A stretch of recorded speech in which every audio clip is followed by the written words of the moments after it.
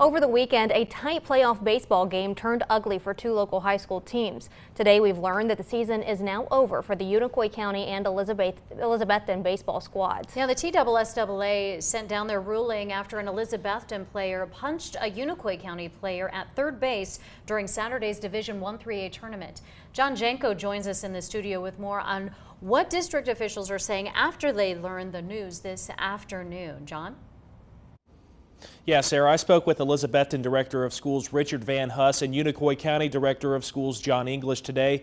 They say the season ends with disappointment for players, but they say they're proud with the way the majority of players on both teams handled a bad situation.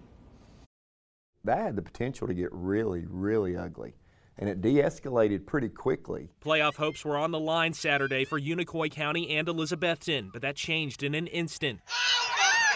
An Elizabethton player punching a Unicoi County player, teammates on both sides running to the scene. Now both teams are out of the postseason. We feel awful about the situation and again how it's impacted Unicoi. TSSAA handed down its ruling at noon today, placing both teams on restrictive probation through the end of the season. Both schools were fined, plus Unicoi County baseball is under probation for next season. Elizabethton under probation for the next 2 seasons. Van Huss says the school is still looking at discipline for the player who punched, but says the incident doesn't reflect the way they teach players. This was an isolated incident, and we expect our student athletes to perform and behave in a manner that brings honor to our community. Rumors floated around social media about the cause of the fight, including players spitting on others, something both Van Huss and English deny. There were words exchanged. I mean, they bumped there at third.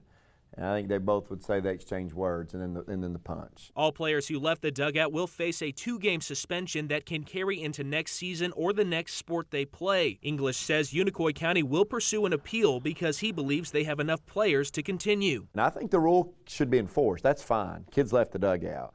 But the punitiveness of neither team being able to take other players who weren't suspended or ejected and finish and then somebody move on is just kind of the tough piece that we struggle with right now. Elizabethton is still considering an appeal. Regardless, Van Huss says it's a learning experience for future players. Here's a chance for us to show our kids and Northeast Tennessee that we don't have to behave that way. TSSAA says those appeals could have an impact on who advances from the district tournament to regionals. Any appeal must be heard soon as regionals begin on Friday.